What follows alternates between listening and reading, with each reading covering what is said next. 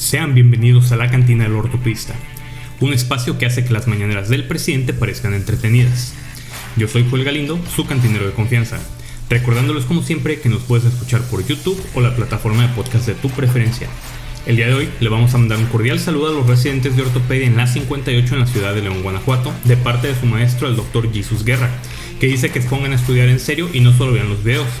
Yo sé que les es difícil respetar a alguien que hace TikToks, pero es su maestro, así que háganle caso, no sean cabrones. También le vamos a mandar un saludo a los muchachos de la Iniciativa Integral Médica Politécnica y del Comité Permanente de Publicaciones Médicas, quienes me invitaron hace algunos días a platicar sobre el abordaje diagnóstico del paciente con dolor de hombro. El video lo pueden encontrar en Facebook, obviamente les dejaré el enlace en la descripción por si le quieren dar una revisada, y también los invito a que se suscriban a las páginas de estas iniciativas y las compartan, ya que tienen unas propuestas bastante interesantes. Sin mucho más que agregar, te invito a que te sirvas el veneno de tu preferencia, ajustes tu cinturón y me acompañes en el episodio de hoy. Revisaremos el tema de fracturas de húmero proximal. Comencemos.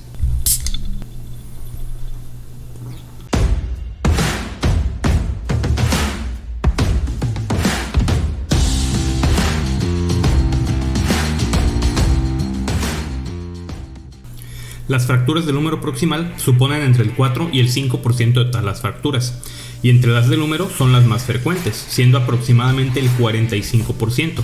Su mayor incidencia en la población anciana se relaciona con la osteoporosis, siendo cerca de 300.000 fracturas al año, más frecuentes incluso que las fracturas de cadera, y el 85% de estas fracturas son fracturas no desplazadas. La proporción entre mujeres y hombres es de 2 a 1, probablemente también está relacionado con cuestiones de densidad ósea. Las fracturas del húmero proximal son patrones de fractura comúnmente vistos en pacientes ancianos con huesos osteoporóticos después de una caída simple a nivel de su propia altura o sobre el brazo extendido. Cuando estas fracturas se observan en pacientes jóvenes, se relaciona con trauma de alta energía, con lesiones de tejidos blandos concomitantes, así como lesiones neurovasculares. Cuando existen lesiones neurovasculares asociadas, el nervio más comúnmente afectado es el nervio axilar, mientras que las lesiones arteriales son poco comunes, con una incidencia de entre el 5 y 6%, siendo más común en pacientes ancianos. Esta lesión arterial ocurre comúnmente con fracturas a nivel del cuello quirúrgico o con una luxación subcoracoidea de la cabeza humeral. Ya previamente se le ha otorgado un episodio completo a la anatomía y a la biomecánica del hombro. Sin embargo, hay unos puntos clave que es necesario recordar para entender mejor este tema. Recordemos, por ejemplo, que el hombro tiene el mayor rango de movilidad de todas las articulaciones del cuerpo.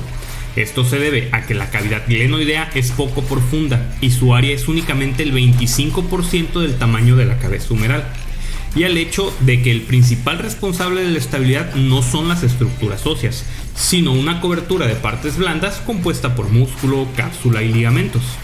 También es importante recordar que el húmero proximal se encuentra en 35 a 40 grados de retroversión con respecto al eje epicondilio y se divide en 4 segmentos óseos según IR, los cuales son la cabeza humeral, la tuberosidad menor, la tuberosidad mayor y la diáfisis humeral.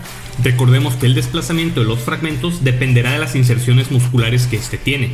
La tuberosidad mayor se desplaza en dirección superior y posterior por la acción del supraespinoso y de los rotadores externos. La tuberosidad menor se desplaza en dirección medial por la acción del subescapular. La diáfisis del húmero se desplaza en dirección medial por la acción del pectoral mayor. La inserción del deltoides produce una abducción del fragmento proximal. Y por último, recordar que la irrigación principal de la cabeza humeral está otorgada por la arteria circunfleja posterior. Para clasificar estas fracturas podemos utilizar la clasificación de Lao, a la cual también ya se le dio un capítulo completo, que organiza las fracturas en 3 grupos principales y subgrupos adicionales basándose en la localización de la fractura, el estado del cuello quirúrgico y la presencia o ausencia de luxación. Otra clasificación comúnmente utilizada es la clasificación de NIR, que se basa en la relación de los fragmentos óseos, donde se considera que hay un fragmento si la fractura presenta un desplazamiento mayor a 1 centímetro o una angulación mayor a 45 grados. Así pues, podremos tener fracturas mínimamente desplazadas en 2 fragmentos de NIR, en 3 fragmentos de NIR o en 4 fragmentos de NIR. Estos pacientes podrán presentarse con los síntomas clásicos de una fractura, que son dolor, edema y disminución del rango de movimiento. Recordemos que la disminución del rango de movimiento dependerá en gran medida del desplazamiento de la fractura. Al examen físico, estos pacientes podrán presentar una equimosis extensa del pecho, del brazo o del antebrazo. Es importante también realizar un examen neurovascular, ya que recordemos que el nervio axilar puede estar dañado de forma común, por lo cual es importante determinar la función del músculo deltoides y la sensación de la cara lateral del hombro. Además de la historia clínica y el examen físico, es importante obtener estudios de imagen para poder confirmar el diagnóstico de una fractura de húmero proximal. Las radiografías simples siempre son el primer estudio que se debe obtener y generalmente es más que suficiente para poder integrar el diagnóstico. Recordemos que la serie traumática de hombro debe incluir por lo menos las proyecciones en AP y en axilar, aunque se recomienda también obtener una proyección de Grachet o también conocida como una AP verdadera, así como una proyección escapular en Y. Es importante señalar que en muchos pacientes no es posible obtener una proyección axilar debido al dolor, por lo que en estos casos es recomendable utilizar la modificación de Bell-Poe para poder obtener una imagen similar. La tomografía está indicada en la planeación preoperatoria cuando la posición de la tuberosidad mayor o de la cabeza humeral no es certera, cuando existe una conminución interarticular o cuando se sospeche que hay un split de la cabeza humeral, esto es que está partida completamente en dos. La resonancia magnética, por otro lado, rara vez está indicada, aunque es útil para identificar lesiones asociadas del manguito de los rotadores. En lo que respecta al tratamiento, debido a que más del 85% de las fracturas son no desplazadas o mínimamente desplazadas, la gran mayoría de estas fracturas se manejan de forma conservadora. Para proporcionar confort, se utiliza un cabestrillo con bloqueo de las rotaciones. Es importante el seguimiento radiológico frecuente para detectar una posible pérdida de reducción de la fractura. Si la fractura es estable o impactada, puede iniciarse la movilidad precoz del hombro a los 7 a 10 días, donde inicialmente se aconseja realizar ejercicios de péndulos, seguido de ejercicios pasivos de rango de movilidad, y a las 6 semanas después de la lesión se inician los ejercicios activos de rango de movilidad. Después, más o menos entre las 6 a las 12 semanas, se iniciarán los ejercicios contra resistencia. Es importante decirle a los pacientes que no esperen una recuperación del rango de movilidad completo ni de la función hasta transcurrido un año de la lesión.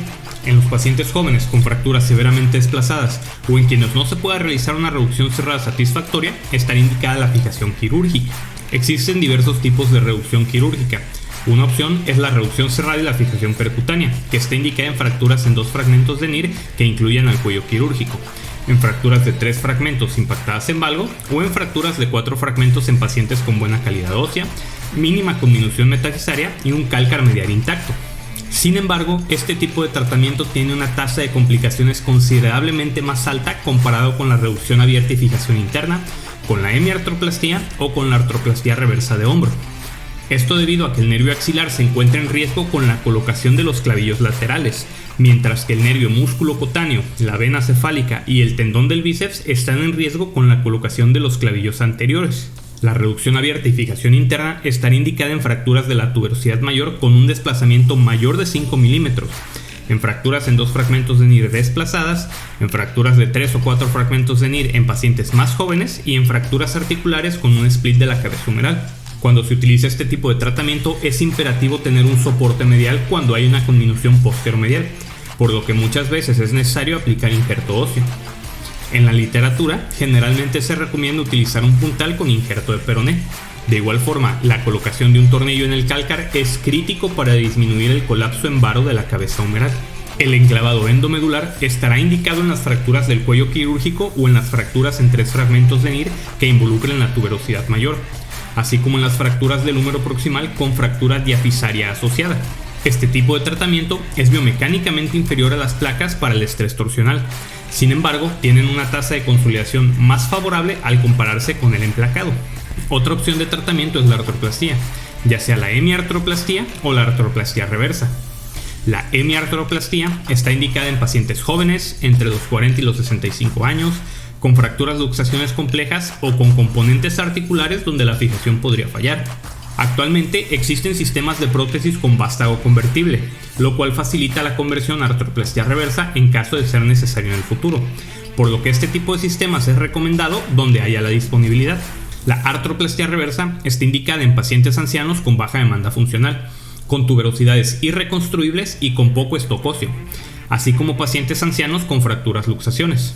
Como en la mayoría de procedimientos quirúrgicos ortopédicos, la rehabilitación postoperatoria es una parte importante del manejo y se observan mejores resultados en pacientes que siguen un programa de rehabilitación guiado por fases, donde la primera fase es recuperar el rango de movilidad pasivo, La segunda fase es para recuperar el rango de movilidad activo e iniciar la resistencia. Y la tercera fase se enfoca en los estiramientos avanzados y los programas de recuperación de fuerza. Existen diversas complicaciones posibles con el manejo quirúrgico, tales como el desanclaje de los tornillos, la cual es la complicación más común después de una fijación con placa periarticular bloqueada. La necrosis avascular, que no tiene relación con el tipo de fijación utilizada. La lesión nerviosa, donde el nervio más comúnmente lesionado es el nervio axilar, como lo dijimos hace un momento, el cual se observa hasta en 58% de los pacientes y es más común cuando se utiliza el abordaje lateral o durante la fijación percutánea lateral. Otros nervios que están en riesgo de lesionarse son el nervio supraescapular y el músculo cutáneo. La consolidación viciosa y la pseudoartrosis también pueden ocurrir. Dichos casos son mejor tratados mediante la colocación de una prótesis reversa. Otras complicaciones posibles son la lesión del manguito de los rotadores y del tendón de la porción larga del bíceps, la capsulitis adhesiva, la artritis postraumática y la infección. Esto es todo por el episodio de hoy. Si te gustó y lo encontraste útil, te invito a que te suscribas al canal en caso de que aún no lo hayas hecho y que actives las notificaciones. Recuerda también que puedes escuchar estos episodios en las plataformas de podcast más importantes en caso de que no quieras utilizar todos tus datos del celular. Deja tu pulgar arriba, deja tu comentario de qué te pareció el episodio y deja una revisión de 5 estrellas en la plataforma de podcast. A ti no te cuesta nada y a mí me ayuda un chingo. Yo soy Joel Galindo y esto fue La Cantina del Ortopedista. Como siempre, pórtense mal, háganlo bien y nos vemos hasta la próxima.